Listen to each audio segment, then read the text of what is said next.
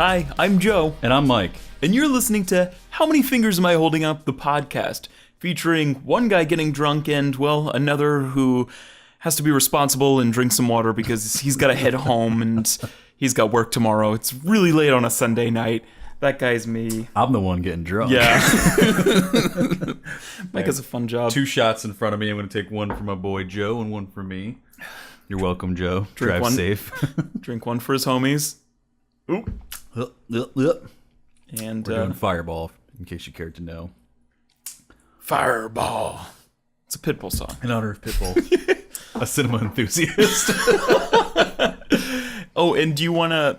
So, you guys may or may have not been watching, but go ahead and check out our Twitter HMF podcast at twitter.com, but we're live tweeting. But you may have seen on there, we actually had a pretty special shot. Oh, yeah, we're doing cinnamon roll shots, which is pretty good. It's like cream soda, Fireball, whipped cream, and cinnamon. Tastes like a cinnamon roll or a Cinnabon. That was supposed to be the... But it's 12:20 a.m. and I don't feel like preparing them, so I'm just going to do 2 quick Fireball shots that I just did. For those of you who are concerned, I did have a few of those earlier today. I was feeling it a little earlier. I have sobered up in the past you got enough pizza in several your belly. hours. Yeah. I mean, we were drinking this morning, basically. Yeah, we recorded an episode earlier today. I've had almost an entire day to sober up, so do not worry. Hear it. How many fingers? Me and Mike talked about this. You got to drink moderately. You guys can't always go hard. So it's 12:21 a.m. We just finished watching the Oscar ceremony, as I'm sure many of you did as well. You did. And we're just gonna kind of run through real quick the breakdown of what won and what we predicted, and we'll kind of go over our scores and whatnot. And especially if you guys didn't listen to the last episode, which I do, because that is ultimately us closing out the 2015 year of reviews. And also, when we were re-listening to the episode, we kind of didn't talk about the Oscars until late into that. Yeah. So we just want to start off with just going through these categories. So maybe even if you didn't watch the Oscars last night, we can inform you a little bit about what won. Mm-hmm. All right, so we'll do it so we can switch off. You can start with the first one. You want to go same order we did? Same order we did, yeah. So the first, I think this was actually, did they do adapted or original first? I think it was original, yeah. Yeah, they did original because I was about to be like, are they doing the same order we did it? So the first award was for writing original screenplay, and I correctly predicted that Spotlight would win. As did I. Pretty easy. Yeah, it was an easy one to call. And then same thing happened with writing for adapted screenplay. I believe both of us picked The Big Short. The Big Short, yeah. And The Big Short won. So if you're keeping score, we're 2 for 2 so far. 2, yeah. And then this next one, I was happy to be wrong. Oh, in our opinion, one of the cooler upsets of the night. I had predicted Star Wars: The Force Awakens for visual effects, and I had predicted Mad Max: Fury Road for visual effects. But Ex Machina pulled away, one of our favorite movies from last year that we didn't get a chance to review. Yeah, round of applause for that. Again, we would have given. If you haven't seen that, go check that out. That's a visually stunning movie, and the effects are very, very cool. I think that's our favorite movie from this year. But I literally stood up and pumped my fist and cheered. Yeah. That was the first upset of the night. So that was a very pleasant surprise. Mm-hmm. We were all very happy with that. The next one was sound mixing, which I had Mad Max Fury Road. What did you have? I had The Revenant. And, okay. I didn't know that. And Mad Max Fury Road won. Yeah.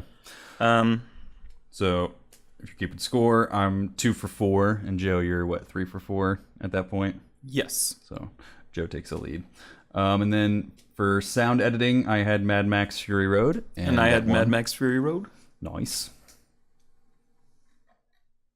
Oh, shit. In a one. Sorry, I didn't mean to cut you off, but maybe that's how we should do it, is we'll both say what we had, and then we'll say what was right. No, right. Okay. And then for short film, live action, I had Ave Maria. I did as well. Look up what actually won. And the actual Stutterer won. I marked everything that won once it did. Yeah, my back page looks worse than my front page. So I'm 3 for 5 at this, or 3 for 6 at this point. But very proud to see Stutterer win. The director is roughly our age, and fuck you. You fucking young jerk. Grow up. Get older before you have success. And then I think we were probably the most happy and proud of this next award for short film animated Bear Story. Bear Story I here. predicted and it won. Yeah, all around happy. And then the next award, we're not actually going in the order that they presented them. Yeah, this is just the order of the ballot. Yeah, this is the order of the ballot and the order that we did before. For production design, I had Mad Max Fury Road. As did I, yeah. And that's what won, Mad Max Fury Road. And, yeah. So, well, we're getting to more of that. But the next category is music original song. This was kind of, I think, one of the bigger upsets of the night. Oh, definitely. Everyone was kind of predicting, and I had predicted Till It Happens to You As from did The Hunting I. Ground, the Lady Gaga song, and they performed, and that was actually a really good performance, I thought. It was kind of similar to like Common and John Legend's performance last year. Right. For Glory. But Writings on the Wall by Sam Smith and what's the guy's name? Jim Napes or I'm not sure. Whatever Sam Smith's writing partner is for Spectre. And they actually gave a really good speech, and I think he pointed out that he's the first openly gay man to win an Oscar. Yeah, again, I mean, he said it too. He said, I'm not sure if that's true. Probably should have done the research before you gave the speech. Right. Yeah. Well, he said like Sir Ian McKellen said it, so I feel like that's anecdotal.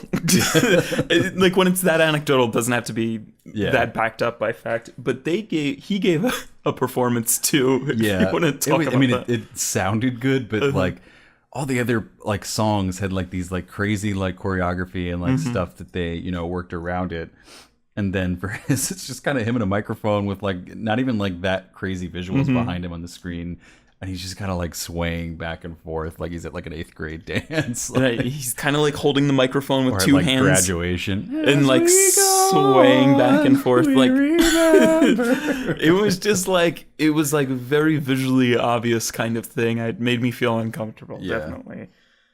So then for music, original score, I had The Hateful Eight. I had Star Wars. And The Hateful Eight won. And thank God Quentin Tarantino did not get on stage this time. He couldn't inform us that not only just being a film composer was ghetto. But Ennio got up there and he was very old. Yeah. And he spoke only Italian. Had a translator, that's a first I've seen. Usually they try and speak English and butcher it. Oh, right, yeah. Makeup and hairstyling was the next one, and this kind of begins the sweep of just Mad Max taking pretty much everything technical and production-wise. And as we predicted, Mad Max Fury Road took makeup and hairstyling. You had that as well, right? I did. And then for foreign language film, I had Son of Saul. As did I, as did everybody else. Oh, right, yeah. And that was the winner. No surprises there. And then again, for film editing, yet another award for Mad Max Fury Road, as I predicted. Did you have that as well? I did. I had Mad Max. All right, so let's kind of recap now that the back page is done, where we're standing score-wise. I had 5 wrong on this page out of, 1, 2, 3, 4, 5, 6, 7, 8, 9, 10, 11, 12, 13. I had 3 wrong. So you're beating me pretty squarely at that point. Yeah. Did I just do that last one? Or you did, so I'll pick up. And then for documentary, short subject, I think we both had Body Team 12. Yeah, what ended up... and then Girl in the River, The Price of Forgiveness, which, if you listen to the last episode, I was actually like, oh, I heard it's pretty good. Yeah. I might want to teeter towards the... The lady who accepted that, let me look up and see, did they actually list her name, or did they just put the movie? They didn't put her name. I wish I remembered her name. She gave one of my favorite speeches of the night. And it was just kind of insulting because she was speaking about, really serious topics, and she didn't really talk that long, but because it's, documentary short subject. Nobody really cares about it. They obviously just started cutting her off like in the middle of a very like important part of her speech. And that was like it's not like she was like, oh, thank you, Grandma, and thank you, whatever. She was, getting to like the subject material of her documentary. So I mean, they do it every year. It's not really that surprising at this point, but it always bugs me. It was a pretty major theme this year. And and that was her second Oscar too. Like it's not like she's some nobody at some point. She's been there more than Brie Larson's been there. Right? Yeah, and it's they would. And it was we started to laugh because it was like right when someone would get to the pulp of like their acceptance speech, and they'd like have the setup, and then all of a sudden, so obnoxious, same song every time, Flight of the Valkyrie would just like blast, and you could hear them picturing at like Vietnam war footage. like what a terrible. I mean, it is an important cinematic work, and everything obviously is going to be important scores and songs for movies, but it was just a poor choice of. It could have just been the Oscar theme, kind of, which is kind of a very mellow orchestral song. I mean, not that Flight of Valkyrie is pretty orchestral, but I mean, it did stand for something else before it became, right, using that movie. And then the next one, documentary feature, I predicted Amy. I think you did as well, and that ended up walking away with it. Mm-hmm. No surprises there. And then, this is where it starts to get a little more serious, or at least, I mean, this was the second to last award of the night, but best directing, I had The Revenant. I think they actually didn't do the second to last. Oh, really? Yeah, because they did actor and then true. Best Picture. Mm-hmm. They kind of split this up. I think this was a little bit earlier. Not early in the night, but earlier than it usually is. Right. But yes, I had The Revenant as well. And The Revenant won, and Alejandro won. Alejandro went up, and they have this new thing where text will scroll at the bottom of the screen, and if there's extra people that you want to thank. The Oscars, very petty device for shortening people's speeches, that they still just cut it so short anyway. But if you listen to our Revenant episode, we laugh about Iñárritu and Del Toro and what's his name? Cuarón. Oh yeah, Alfonso Cuarón, and he thanks them in like the very last. Cha-cha-cha. So the cha-cha-chas were representing. Oh, the lovely bones. The lovely dogs. Sorry. And then costume design was the next one. I had predicted Mad Max Fury Road. What did you predict, Joe? So you listened to the last episode. I don't know why. I don't even know the logic or reasoning behind it. I guess maybe because like it had good odds. But I said, I literally have it marked off Mad Max Fury Road, and then I cross it out, and then I mark off Cinderella. Which did not win. She didn't even see. No, I didn't see. Why did I have faith in that movie? I got a strong feeling about Cinderella. But yeah, Mad Max took it. I haven't actually tallied up how many Mad Max. So we'll do I that think afterwards. That's the last. I mean, we could talk about it now. That's the last one that they won. Yeah. Okay, so they have one there, and 2, 3, 4, 5, 6, 7. Is that right? Did I count that wrong? 1, 2, 3, 4. Us doing math. 5, 6, 7. It's 7. Damn. So yeah. So regardless of what won Best Picture or Director or anything, Mad Max walked away Mad Max with was a winner tonight. Yeah, they walked away with 7 Oscars, which blows everything out of the water. I can't think of anything else that had. I feel like what came closest was like The Revenant, which had 3. So yeah, even Louis C.K. when he was presenting, I forget which award it was, but he made a joke about it. Where as he was about to announce the award, he's like, "Oh, Mad Max Fury Road." Yeah, just kidding. Because he had a good piece about the short documentary. Yeah. What were we just on? Costume design? Yes. So the next one was cinematography, which is obviously we both guessed Chivo, and it went to Chivo. Emmanuel Lubezki. Chivo. Always enjoy seeing him win. Of course. An animated feature film. No surprises here. Not even a contest. Inside Out walked away easily with the Oscar for that one, and we both predicted that. Right. And then actress in a supporting role, and this one was pretty early in the night. It was. I think they like to start it off on something like this to get something kind of important. And I believe we both guessed Alicia Vikander. Vikander, in the Danish Girl, and that is what won. So we're both right there. And then the next one, this is probably, well, maybe the other one is, but this might be one of the biggest. I think this was the biggest upset of the night. I had predicted for actor in a supporting role, Sylvester Stallone for Creed. I think you had as well. As I did, pretty much almost everyone else. And Mark Rylance ended up walking away with Bridge of Spies, which is pretty crazy because Sylvester Stallone won almost every other award that this was. Yeah, I think he won the Golden Globe. Just a lot of like Guild awards and stuff. And I hadn't really seen too much, but the clip that they chose to show when they were announcing this award was a pretty good clip from that. Actually made me kind of want to go see Creed and definitely. I see how good his performance was. Yeah. I want to see Michael B. Jordan. I want to see the director. Apparently was great.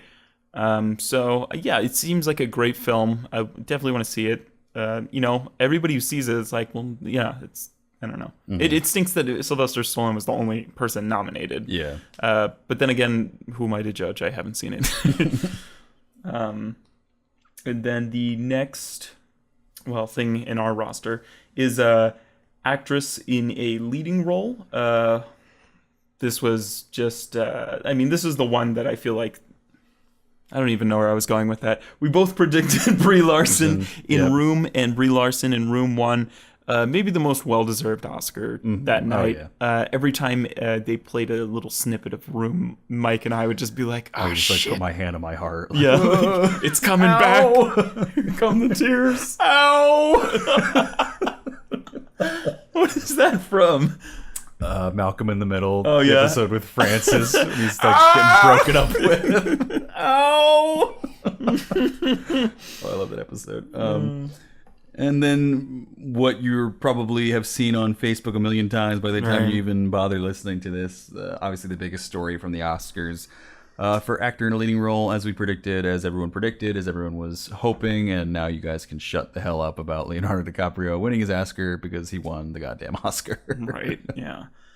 No surprise, really. And one of the most boring Oscar acceptance speeches. I mean, he was saying some important stuff, but he was not emotional at all. Like, didn't really seem that grateful. It was just so rehearsed and like robotic.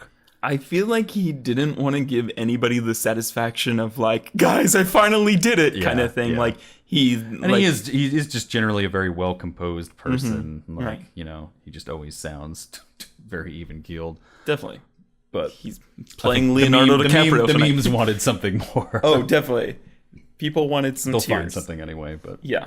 And then the last award of the night, Best Picture. And just a reminder, the nominees were The Big Short, Bridge of Spies, Brooklyn, Mad Max Fury Road, The Martian, The Revenant, Room, and Spotlight. And Michael and I had both predicted The Revenant. And Spotlight won. Ooh. Which we acknowledge. I don't know if it's totally like an upset. It's not. I mean, we talked about this in the last episode. Is that it's I mean, like, we acknowledge that if it wasn't going to be The Revenant, it was either going to be Spotlight or The Big Short. Yeah.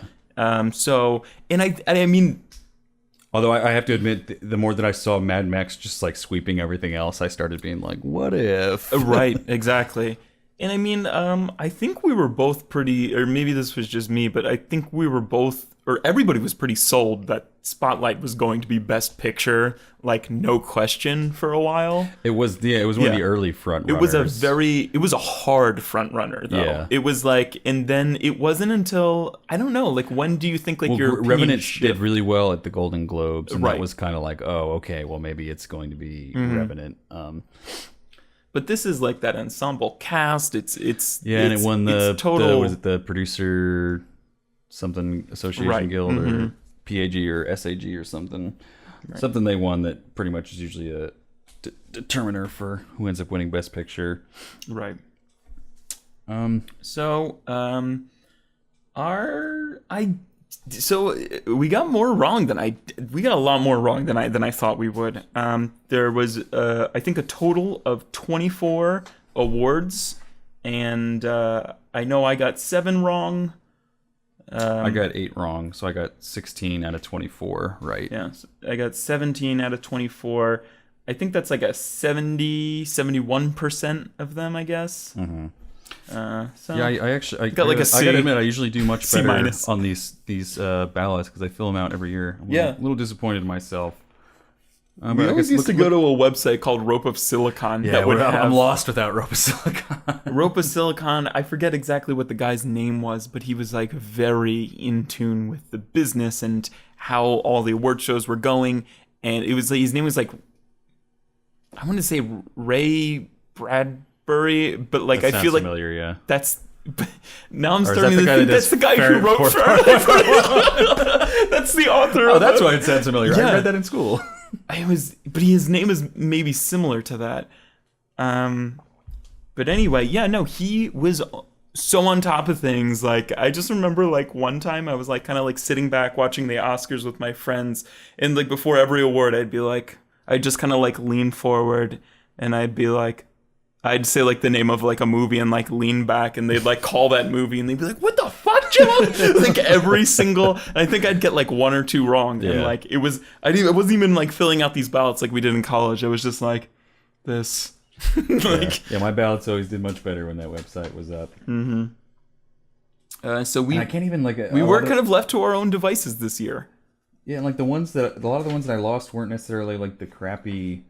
categories that I had no knowledge of. Like, right. I think I only lost short film and documentary short from those kind of smaller categories, or categories that I have less interest in. Right. Or just films that you didn't see, Yeah.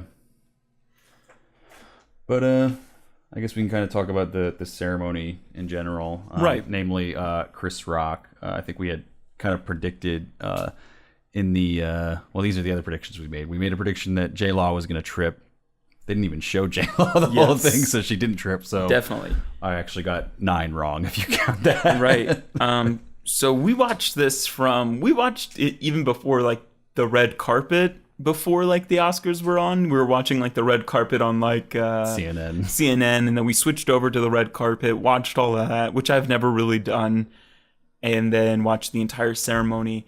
And not once did they show Jennifer Lawrence, and up until like the end until they were showing all the nominees, right, for the category she was nominated in.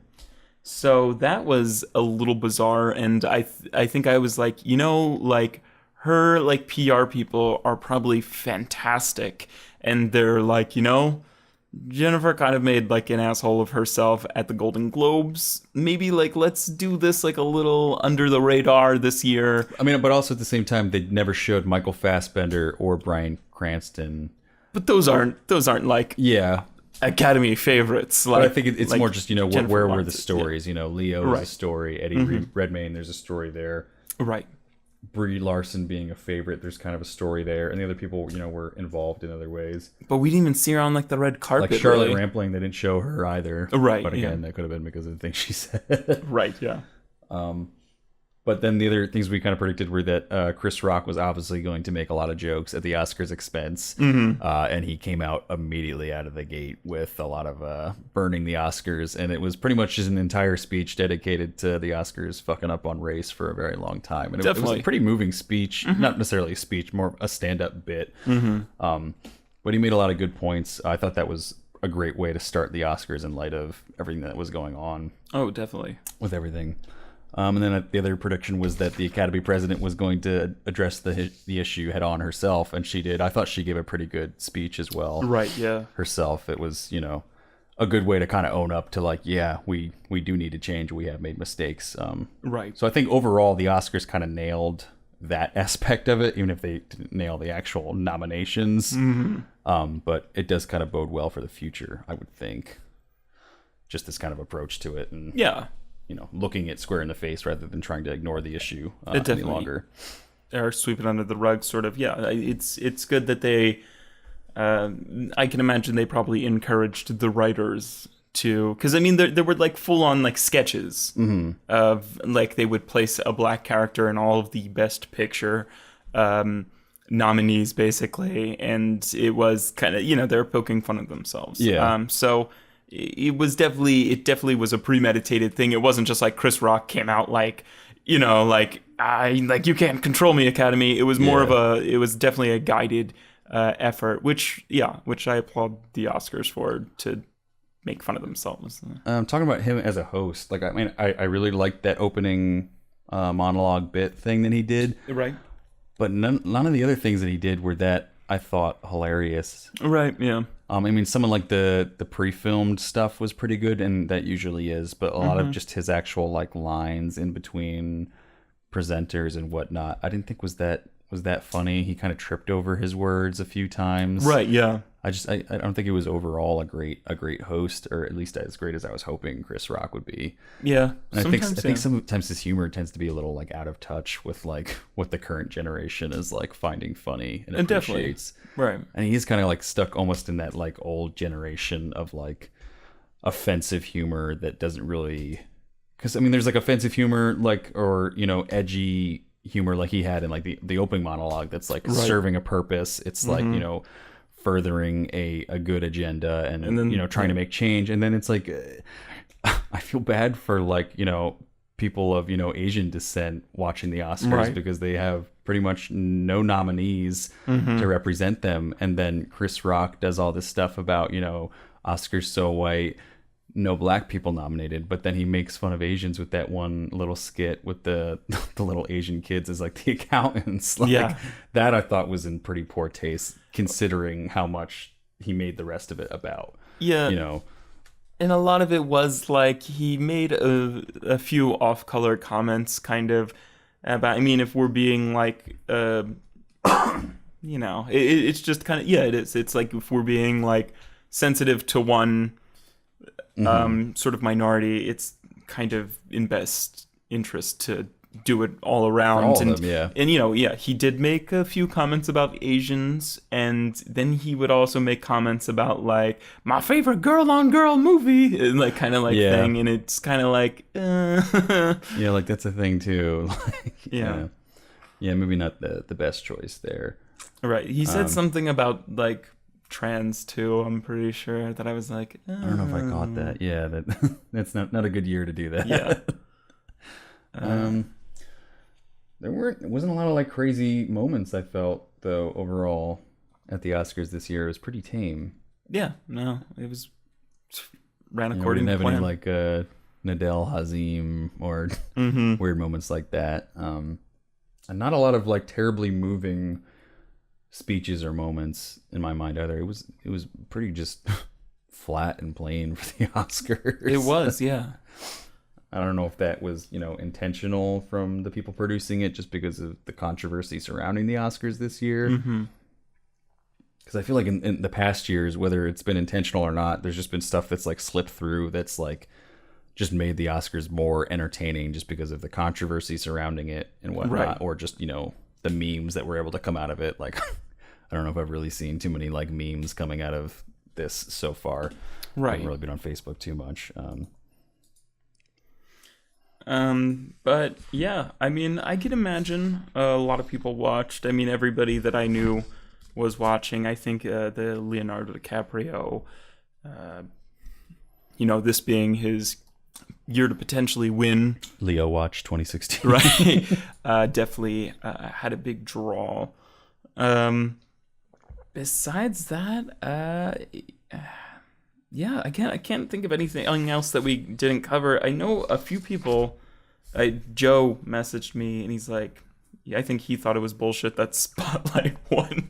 I don't have a problem with Spotlight. I think another criticism that people have been bringing up, it was kind of like once people started criticizing the Oscars for being so white, then a lot of other people were like, well, you know, and while we're at it, like, why are the Oscars only nominating movies that nobody fucking saw? Like, right, yeah. And I mean, I think Spotlight is very deserving of that, but I do kind of also hear that criticism of like, no one's going to watch the Oscars if these are the movies that like keep winning. But at the same time, that probably says more about, well, you guys are watching the wrong movies. Yeah. I mean, Yeah, I don't want to go too far into that subject of just like the popular. I mean, like, why is The Big Bang Theory the most popular? Like, yeah. you know, and why is a lot of the country voting for Donald Trump? But that's another thing. There was a lot of people using their speeches for, you know, political agendas and stuff like that. Like was it Adam McKay? Adam McKay, definitely, yeah. Was it writing for screenplay for adapted The Big Short?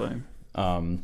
He basically said everything he could about Bernie Sanders without saying Bernie Sanders. What did he say? You know, don't give your support to candidates that accept, you know, campaign contributions from blah blah blah. Right, and he listed the only person that doesn't is Bernie Sanders. So it's very clear what he was talking about. There was a few jabs at Donald Trump throughout the ceremony that people made without saying his actual name. Mm-hmm. He's just become such an easy like punchline though. Like you can just say anything and like and everyone's like, Donald Trump. Uh-huh. Our boy Joe B was there, Joe Biden. Oh yeah, Joe Biden, which was kind of cool. And I thought he gave a good speech on that whole movement, the itsonus.org. Right. I've seen a lot of people sharing that already on Facebook. One of the things that I noticed about Mike, I know I was upset too, but Star Wars didn't win anything. Yeah. I mean, I don't know if I really expected it to win much, and the times that I did predict it on my sheet to win something, I was kind of stretching what I kind of knew would win. My score would probably be a lot better if I didn't enjoy Star Wars so much and had to put it for a few things that I didn't actually really think it was going to win. I'm glad it got, 4 nominations, though? Yeah. Yeah, so... You would have thought it would. I mean, 5. Not that I'm mad, because obviously I'm so happy that visual effects went to Ex Machina. Right. But you would have thought that's the one that Star Wars was going to get. What a fantastic upset, though, Ex Machina. Very happy about that. Glad that got something. Whew. Well... I mean, in addition to Oscars, I think this is where we also wanted to welcome in essentially 2016 films. Our next season. I'm looking forward to the Oscars next year. Right, yeah. We're going to start, we'll be on Oscar Watch. So if there's any film that you think we should see, that you think that you have a pretty good gut feeling that you think will be... critically acclaimed or in the Oscars, go ahead and tweet at us at HMF Podcast on Twitter. We have 4 new episodes coming out. We have 13 Hours, The Secret Soldiers of Benghazi will be out this Thursday. The week after that, it'll be Hail Caesar! Hail Caesar! Hail Caesar! And then Deadpool after that. Very long episode. Very long. Very long, but I think that's a good review. We really get into how we felt about that movie, if you're curious to know. And then after that, we have The Witch, which another pretty long review, but there's a lot to talk about with that movie. Right. And I think you'll hear a lot about that movie in the weeks to come as it starts to gain some more ground out Most there. Definitely. So yeah, I think this is going to be an exciting year in film. It will. Yeah. I think when we kind of started this podcast as Oscar season was starting to kind of ramp up in like November. Right. You know, a lot of the first movies that we reviewed and everything pretty much after that had some kind of Oscar intention or Oscar hope in it. But now we're kind of going to get into like blockbuster and comedies and stuff like that, and probably a lot of superhero movies, just because Oscar season kind of goes away for a while. Things are doing the festival circuit before they actually end up in theaters and get picked up and whatnot. So look for that in the upcoming months. And I guess just like Joe said, feel free to suggest movies on Twitter that you think we should review, because we'll be out of our element for a while without these Oscar films to determine what we watch. Like on Twitter, you'll see that we hashtagged a lot our Super Bowl, hashtag our Super Bowl, because this is what it came down to, and now that it's over, it'll take a while for everything to get jump started again. We got to go through just like all those summer blockbusters, and it's not until the NFL fall. Players, we don't go play golf for the winter. We right, we get back to work. Right. So I don't know if I really have too much more to say. I don't have a lot else to say either, but I know we wanted to make this a little shorter, just because the other one is too. pretty long. Yeah, it is 1 a.m. I have an hour-and-a-half drive in front of me, and then I have to edit this, export he does, this, and that takes just as long too. And we both have work in the morning. We'll be sending each other goodnight kisses around the same time. Yep. Good night, Joe. Good night, mate. But I wouldn't have it any other way. It's the Oscar weekend again. It's our Super Bowl. It's I was telling Joe, like, before we started, like, I feel nervous, like, the day of the Oscars. Like, not that I really have to do anything. This is the first year I've actually had to do any kind of, like, work on Oscar day, right, of any kind. But there's just something about it that's, like, exciting, and it's like something we look forward to every year. And for us, it feels important in some kind of way. Right.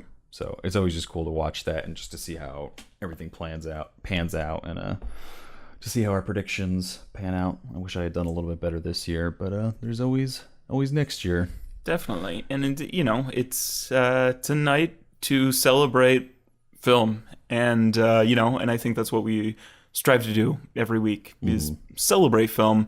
Even the worst films, it's great to talk about them, and yeah, while drunk. Yes, and also celebrate our just love of being intoxicated. And once you combine those two, it's like the Deadpool episode. It goes on way too long. And we just gotta go to bed after that. Yeah. Also, great things happen. Yes. So I guess that's where we want to leave you guys. And looking forward to this year in movies, and we hope you continue to listen to us because we love hearing what you guys have to say. Yeah, make sure you reach out to us on Twitter at HMF Podcast.